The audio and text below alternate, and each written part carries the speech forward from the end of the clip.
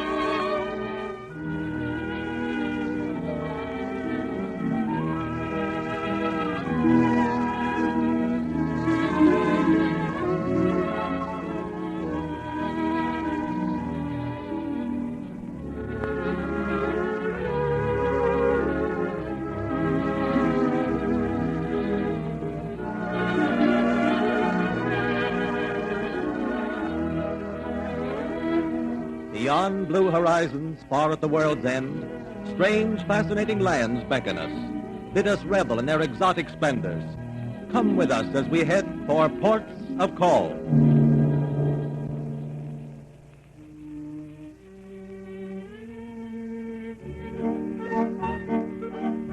High up in the Swiss Alps, the eternal snows of the Matterhorn and the Jungfrau, melting under the warm embrace of the summer sun, trickle down rocky slopes toward the distant Black Sea. Rivulet joins brook. Brook joins stream to form the mighty Danube, the blue Danube whose swelling breast carries our little riverboat southeastward toward Vienna, heart and soul of Austria, our port of call.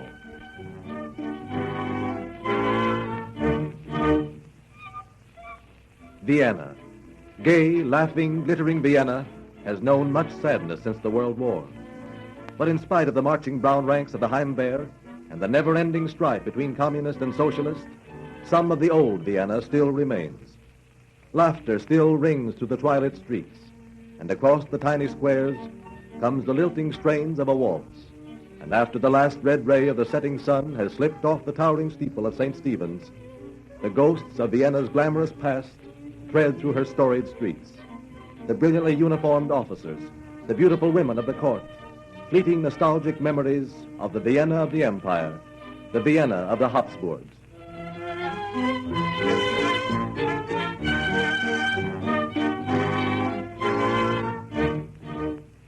The name of Habsburg has dominated Austria's history for 700 years. But back in the 13th century, the House of Habsburg was merely one of the many warring feudal houses which made Central Europe a constant battleground. Count Rudolf Habsburg, impetuous young nobleman but recently returned from a sortie against the city of Bau, is interrupted in the banquet hall of his castle by the arrival of a travel-stained messenger. My liege, a messenger has but just arrived from His Holiness the Pope. From the Pope? Have him brought in? Yes, sire. Greetings, friend. Welcome to the castle of Habsburg. Pray you be seated. It is wine from my own vineyards and the haunch of a wild boar I shot myself. My message is to one with whom I refuse to break bread. What is that? His Holiness, your master, will hear of his lackey's insolence. His Holiness will be pleased. His Holiness has heard of a more grievous sin. Have this prattling fool thrown in the moat. A messenger from His Holiness. A lying dog. Stop. Hold your ground. Count Rudolph, here are my credentials. The signet ring of the Pope himself. It is so. Count Rudolph, during your attack on the city of Basel, your soldiers, with your permission, did enter holy ground, did pillage and burn a nunnery. It was not with my permission. Silence. Count Rudolph, here in my hand I hold the papal bull, excommunicating you from the Holy Church, excommunicating you and your family and all who give aid and assistance to you. Take it and read. Read it. Let's see if the man is truthful. Yes, read it.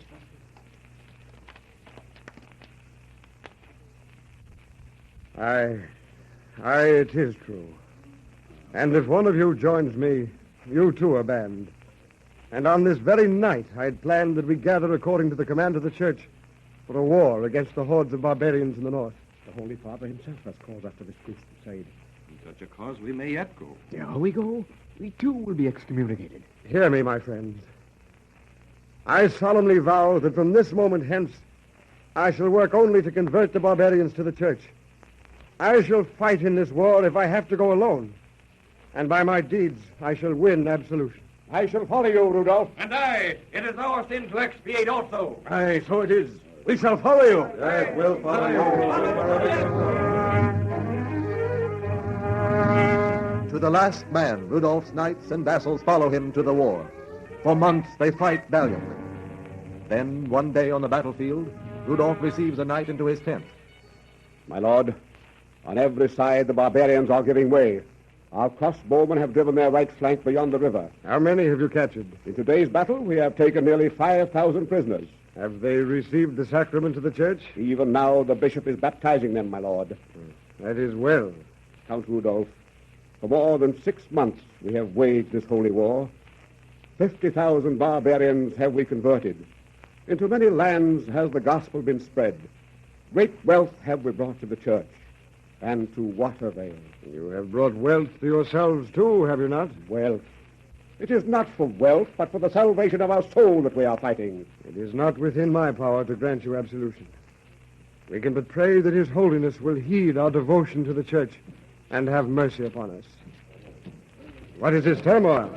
A company of knights approaches, my lord. Stand aside, guard. Stand aside. We seek audience with Count Rudolph. And to my lords, you are welcome. We may be welcome, Count Rudolph, but you're no longer welcome. Because we trusted you and followed you into this war, our lands are being confiscated, our wives and children disgraced. As long as you are leader, absolution for us is impossible. Therefore, Count Rudolph, we have decided to make you our prisoner and to return you to Habsburg to seek refuge where you can find it. Are you men or are you old women to believe every tale you hear? We shall all gain absolution. See what we've done for the church. No use. Our minds are made up. Seize him, men, and bind him well. Yeah. Hawk, what's that? A company of horsemen. They're drawing nearer. They're from a noble house. See their plumes and banners waving. What device is on their banner? Can you see? No. Wait. Now I can see. The Holy Saints preserve us. What is it? Speak, man. It is the banner of the cross. A cavalcade from the Pope. The banner of the cross. What does this mean? Does this bode further ill? If it does, you shall pay with your life, Rudolph.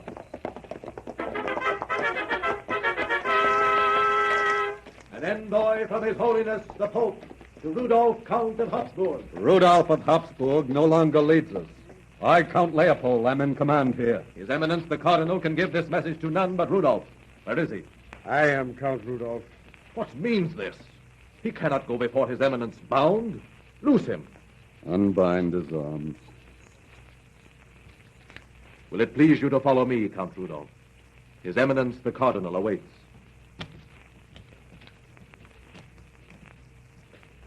Rudolph of Habsburg, the Holy Father sends blessings. He is well pleased with your valiant struggle for the Mother Church, and so is disposed to lift the ban of excommunication against you and your vassals. Tomorrow at dawn, I will give you Mass.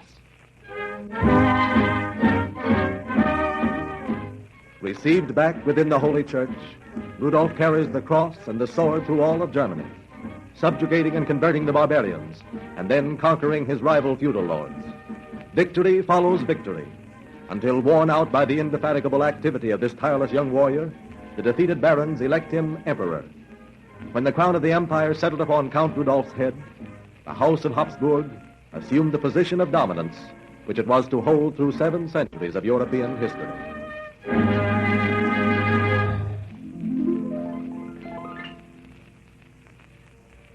In the 18th century, the proud line of Habsburg fails to produce a male descendant, and for the first time, a woman, beautiful Maria Theresa, sits upon the dual throne of Austria-Hungary. The problems which face this frail woman, scarcely more than a girl, seem insoluble. We find her alone in her rooms in the castle, weary, tired, frightened. Yes? Who is it? Your Majesty, may I come in? Anna, of course. You're just the person I want to see. You're the only real friend I've ever had. My poor Maria, you look tired. Yes, Anna, I am tired. But no one must know it. I have to find a way out. I can't let them think I'm weakening. Is it really so bad, then? Desperate. The Duke of Prussia has already seized the Duchy of Silesia. The Elector of Bavaria claims practically all of our empire. And the King of Spain plans to take our Italian states. We're like a flock of sheep surrounded by wolves. What has Frederick suggested? Surely he has a plan. Frederick is the best of husbands, but he never has a plan.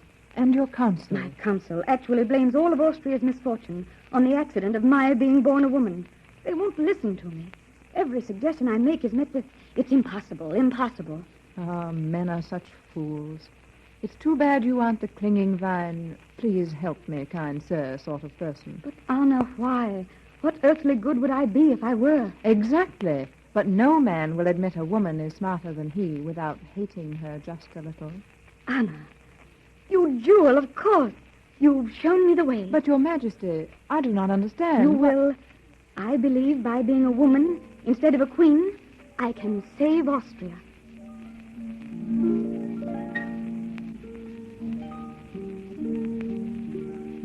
Maria Theresa summons her council.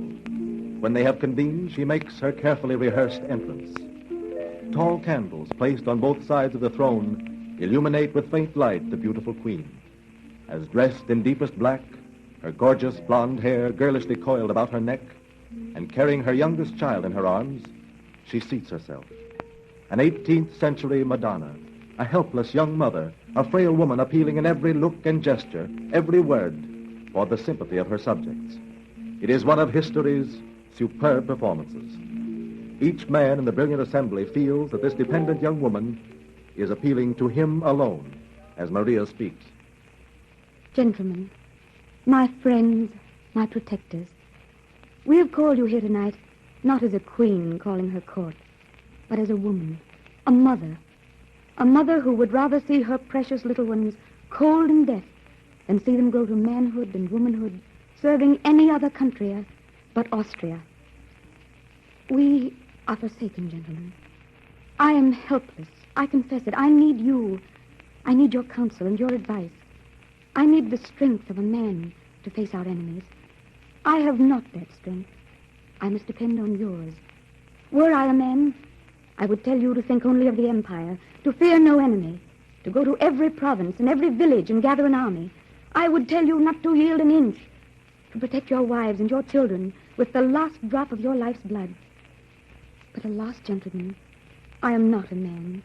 I am merely a woman who knows nothing of the complexities of state affairs.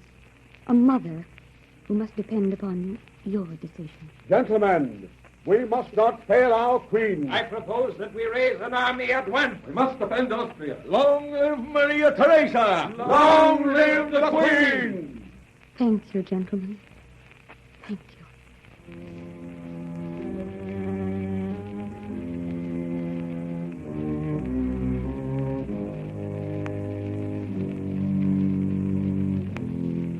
Thus, by statecraft and stagecraft, Maria Theresa saved her empire, securely established herself as ruler, and Austria-Hungary as one of the great powers of Europe.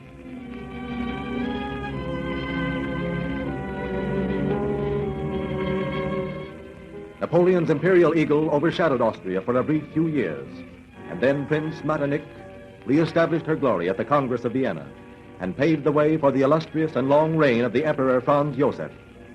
When the youthful prince was crowned in Vienna, he was a frivolous young man who, although he nominally ruled Austria and Hungary, was actually himself ruled by his autocratic mother, the Dowager Empress Sophie.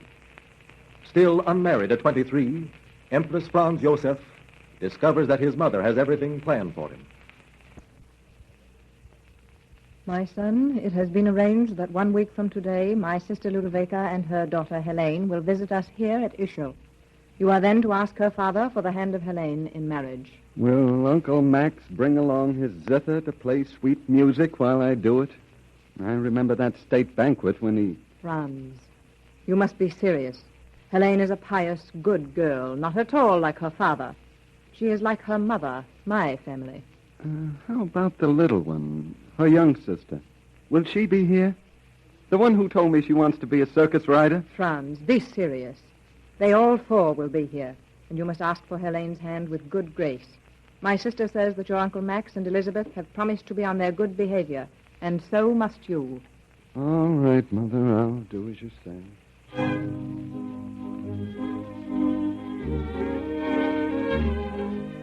It is a hot August day, and the Archduchess Ludovica and Archduke Max, together with Helene and their youngest daughter Elizabeth, are on their way to Ischl by coach. Elizabeth and Duke Max are enjoying every moment of the bumpy ride, while Helene and her mother are very seriously concerned with the important mission that is taking them to the summer home of the Empress Sophie. Well, Poppy, they never would have watered the horses without our help, would they? But look at me, I'm soaked. A most disgusting performance, daughter. If you continue to behave like a common gypsy, home you go, regardless of your father's wishes. Oh, why can't you be like your sister? She would never make such a spectacle of herself. Would you, Helene? No, Mama. Helene is going to be an empress. She can't afford to enjoy herself. Well, I can. And I wish you'd let Poppy bring his zither so we could sing. His zither. Here your sister is about to make the most momentous decision of her life, and you and your father wish for a zither. Now, Mama, we promised to behave ourselves when we got to Ischl, but we didn't promise not to have a good time on the way. See that you do behave yourself when you get there. And Elizabeth, remember, you are to remain in your room. Oh, now, Mama. I only brought her along because you insisted, but she is far too young to join in the festivities. I hope I shall never grow up and have to go to their stuffy dinners. You're quite right, Elizabeth. Just look, Poppy, at those two, Helene and Mama. Helene's going to be Empress of Austria. And look at her face. Wouldn't you think she'd just eaten sour pickles? Yes, and I don't think they agreed with her.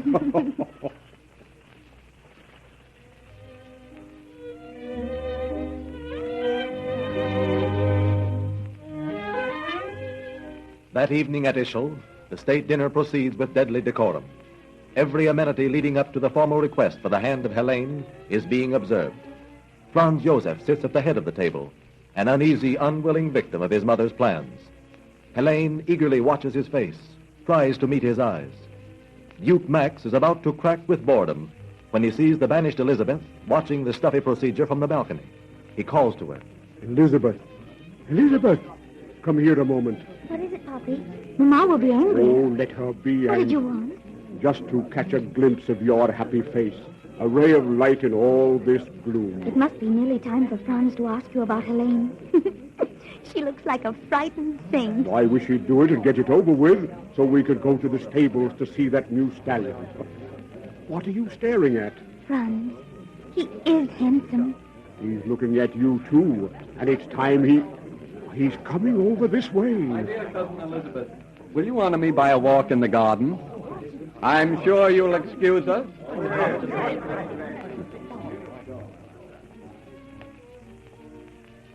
But Franz, they will be very angry. Do you care? Oh, Elizabeth, why didn't they tell me you're so beautiful, so lovely? Let me hold your hand. So. Maybe the gypsy was right. What gypsy? Where? No, Poppy and I were in the country. A gypsy told my fortune, and she described someone, Prince Charming, she called him. I dream of him sometimes. Look at me, Elizabeth. Am I not the one she told you of? Why, yes, you are.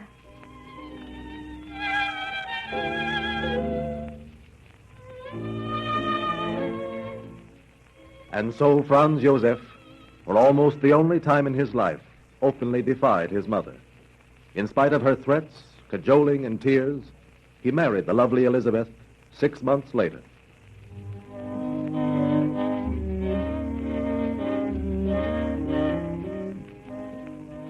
Vienna is famous for its beautiful women, for its renowned medical men, for Sigmund Freud and psychoanalysis. It has given the world an adjective, Viennese, the quintessence of gaiety and charm and joie de vivre. But most important, it has given the world music. The music which flowed from the hearts of its sons has enriched the lives of millions. The Lieder of Schubert, the symphonies of Mozart, and the waltzes of Strauss.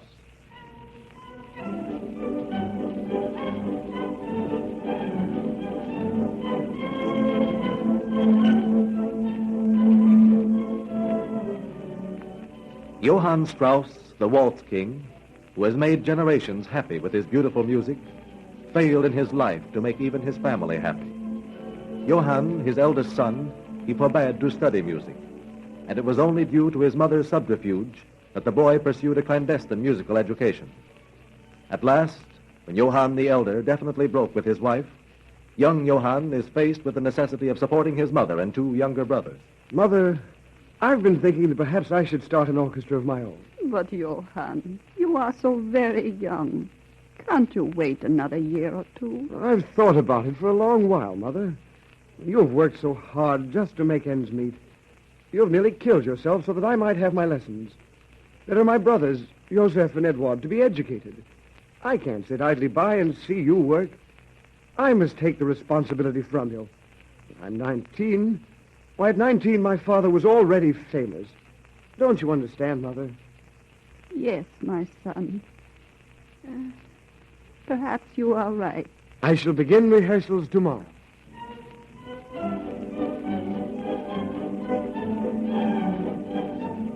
Dahlmeier's casino, which had tried unsuccessfully to engage the elder Strauss's orchestra, was only too happy to engage that of his son. The announcement set all Vienna talking. The bitter feeling between father and son was well known, and the father still reigned as Vienna's favorite musician. Everyone was asking whether young Johann would do honor or bring shame to his father's name. As a consequence, on the night of Johann's debut, the whole of Vienna streamed toward Dahlmeier's casino. Many had been present at Herr Johann's never-to-be-forgotten debut some 18 years before, and had not wavered in their homage to their musical idol. The air is charged with intense excitement. The orchestra is filing in, taking their places on the platform. Where is young Johann? They say he's a duplicate of his father. Yes, he has the same blue eyes and curly hair and superb figure. Yes, Strauss, is he coming? You may say, conveniently so, I imagine. He need have no fear. No one can match him. Ah, but this Johann is young and fresh. Perhaps... Perhaps, but it is not likely. There he is now.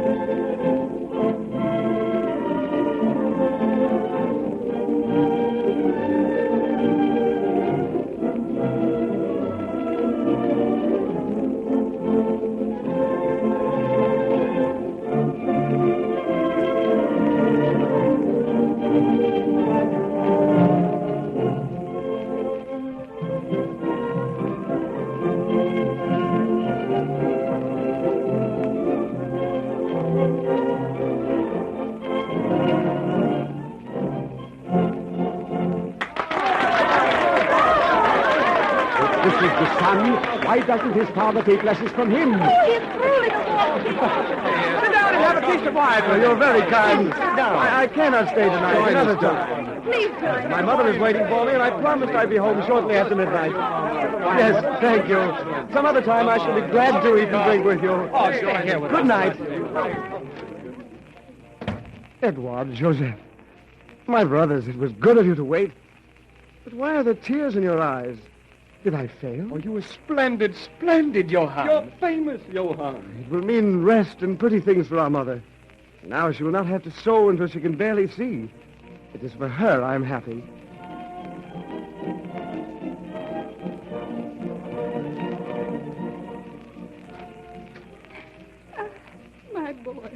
My boy.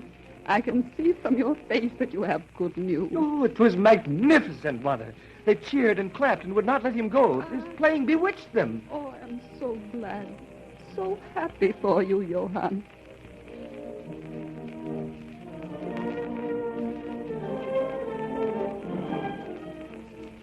While the years brought Johann Strauss the younger, increasing wealth, adulation, and honor, Johann Strauss the elder was plagued by jealousy and fear. Fear that his son would usurp his place in the hearts of the people. Everywhere he went, he heard the boy's praises. There was nothing that could reconcile the two. None who could bring them together. None but death. One day, Johann receives a note. His father is dying and calling for him. I am Johann Strauss. My father... Come right in. Your father has been asking for you. He is very ill. Father. Is that you, Johann? Come a little closer that I may see you. So, you disobeyed me, eh? You became a musician in spite of all my warnings and all of my beatings. Well, you were a good one, and I am proud. Your work will live, Johann. Your work will live. It is but a poor imitation of your music, Father.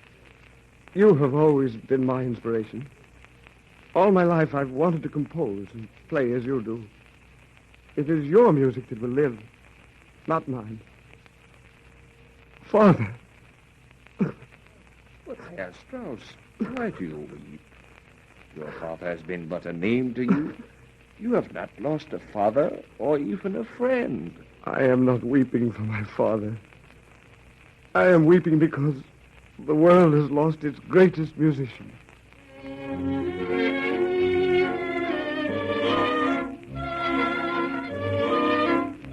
But now our bags are packed. We must say a reluctant goodbye to Austria. We are not unmindful of the tragedy that war has brought to this once great land. But through her sadness, Austria smiles, and her gay, music-loving heart beats with high courage. Auf Wiedersehen, Austria.